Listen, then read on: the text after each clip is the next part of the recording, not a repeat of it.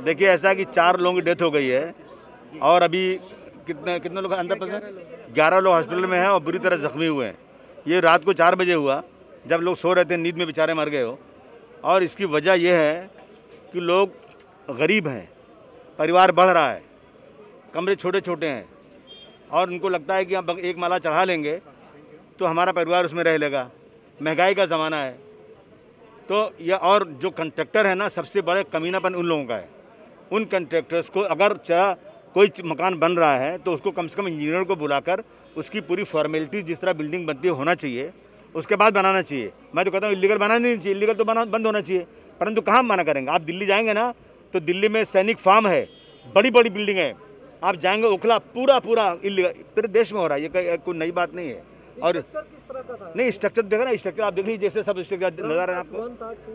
4 था, 3 था, ऊपर एक और उन्होंने ऊपर जो है टेरिस बना लिए थे। बताया जा रहा है कि नीचे जूने बिल्डिंग पर ही उसको चढ़ाया गया, इसकी गिरने की। अरे जनाब, बहुत ही जूने बिल्डिंग पे चढ़ाया जाता है।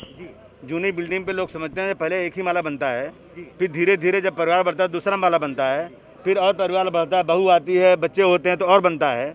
तो जूने पर नया बनता जाता है। शिवाजीनगर में इस पे मेरी ये मांग है सरकार से कि इसके ऊपर एक स्ट्रिक्ट ऑर्डर लाया जाए और इसको इम्प्लीमेंट किया जाए। पिछले कुछ दिनों में बार शिवाजीनगर में इस तरह के स्ट्रक्चर गिरे। गए साल भी कुछ लोगों की हताहत का मामला सामने आया था। इस बारे में आपने अभी जो मांग की है पुलिस से कि एक मीटिंग लगाई जाए, तो क्या इस बारे में अभी आप जो है मांग करेंगे प्रशासन से? सर, मैंने हाउस के अंदर भी मांग किया है कि सर कहीं न कहीं इलीगल काम को रुकना चाहिए।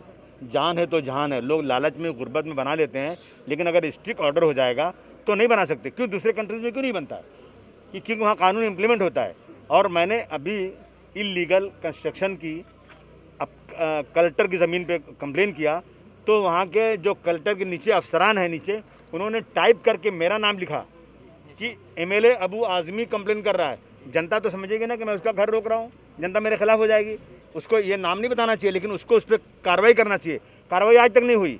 अभी आप जाएंगे आगे, मैं आपको अगर आप सब लोग चल के अभी देख लें, 8 बड़ी बड़ी दुकानें टी जंक्शन पर, मंडाला के पास, जहाँ पे मैंने कहा था कि यहाँ पे मुझे एक टॉयलेट बनाना है, तो कलेक्टर ने कहा कि ये नो डेवलपमेंट जोन है, यहाँ टॉयलेट नहीं बन सकता। और वहीं पे 8 दुकानें बन गई। मैंने कंप्लेन किया, टूट गई, फिर बन गई, फिर कंप्लेन किया, वो स्टे लेकर। अरे जज साहब, आपने स्टे कैसे दिया? आपको मालूम है कि वो जगह टूट चुका है, इलीगल है, फिर भी कोर्ट ने स्टे दे दिया। सुनिए ना, जरा सुनिए, बात तो सुनिए ना। कोर्ट ने स्टे कैसे दे दिया? कोर्ट से कोई सवाल पूछने वाला है कि नहीं है? क्या कोर्ट के लोग क्या ऊपर से उतर के आए? क्या कोई देवी देवता है क्या? ये भी इसी दुनिया के लोग हैं। स्टे मिल जाता है, इसके पीछे क्या राज है? और उसके बाद मैंने फिर कंप्लेन, फिर टूटा, 3 बार टूटा और फिर बन गया। ये हठधर्मी, गरीबों के टैक्स के पैसे से आप रोज़ तोड़ोगे और जो बना रहा है उसके ऊपर कोई कार्रवाई नहीं, इससे कोई पैसा नहीं लोगे। और मैं कंप्लेन करता हूँ तो मेरा नाम लिया के देते हो। मैं इन चीज़ों के बिल्कुल खिलाफ हूँ। सर, वहाँ पर टी जंक्शन पे जो बना है, वहाँ पर सुना है पत्रकारों को भी धमकी दिया जाता है। बहुत, वो माफिया लोग हैं, दादा लोग हैं, मुझे दबाव डालते हैं। मैं बोला तुमसे बड़ा दादा मैं हूँ। हम शराफत से काम करते हैं, किसी को करने नहीं देंगे काम, चाहे कुछ भी हो जाए।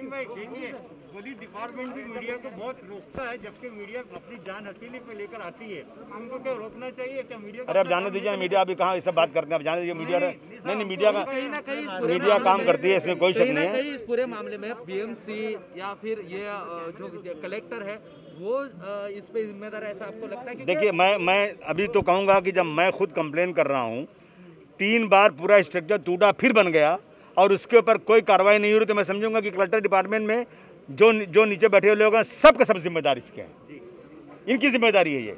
हमारे यहाँ 20-20, 30-30 एकड़ ज़मीनें इलीगल लोगों ने कब्जा करके बेच के इस पर पैसा ले रहे हैं, इस पर इलीगल कंस्ट्रक्शन हो रहा है, लेकिन कोई कार्रवाई नहीं हो रही है। मैं हाउस में चिल्ला चुका हूँ कितनी बार, कोई सुनता नहीं। अंधेर नगरी चौपट राजा। जितने भी मौतें साहब, इसका क्या होगा? इनको कुछ हर्जाना मिलेगा या सिर्फ ऐसे अवॉइड कर दिया जाएगा? नहीं, देखिए हर्जाना मिलना चाहिए, बात करेंगे गवर्नमेंट से, हर्जाना मिले उनको, लेकिन अभी इस वक्त ये सब बात करना नहीं है। इस वक्त बेचारे लोग, उनके दुख में हम शामिल हैं बराबर के। और अभी कुछ घर जो अगल बगल के टूट गए हैं, अब उनको भी कमज़ोर हो गए हैं। अब उनको तोड़ेंगे तो बेचारे घर वाले कहेंगे हमारा घर तोड़ रहे हो, नाराज़ होंगे वो। लेकिन जब गिरेगा तो सब अफसोस करेंगे। तो मैं सबसे कहना चाहता हूँ कि आप लोग मकान कोई बनाइए, तो परमिशन आपके पास है तो ठीक है, या कोई भी चीज़ है, लेकिन आप सबसे पहले इंजीनियर को बुला करके उसकी स्ट्रेंथ चेक कीजिए और उस पर पूरी तरह से कानून के मुताबिक वो मकान बने, वरना मकान बिल्कुल नहीं बनना चाहिए। और जितने कॉन्ट्रैक्टर हैं अगर मकान बनाए ना, उन सब पे MBDA लगना चाहिए। सकाळी 5 वाजताच्या दरम्यान ची घटना आहे। 5 वाजता पोलीस स्टेशनला माहिती मिळाली की अहिल्याबाई होळकर रोड शिवाजीनगर येथे एक बिल्डिंग कोसळली आहे। त्याप्रमाणे तात्काळ पोलीस, BMC, फायर ब्रिगेड तात्काळ जागेवर पोहोचलेत। एक फॅमिली आहे त्या स्ट्रक्चरमध्ये राहणारी। ग्राउंडला त्यांचं सोफ्याचं दुकान होतं, वरती पहिल्या व दुसऱ्या मजल्यावर ते लोक राहत होते। ते ताबडतोब रेस्क्यू केलेत। त्याच्यापैकी 4 लोकांचा मृत्यू झालेला आहे, 2 लोक जखमी आहेत परंतु आउट ऑफ डेंजर आहे। आसपासचे लोक सगळे मिळून 11 लोक जखमी आहेत, परंतु 11चे 11 ही आउट ऑफ डेंजर आहेत।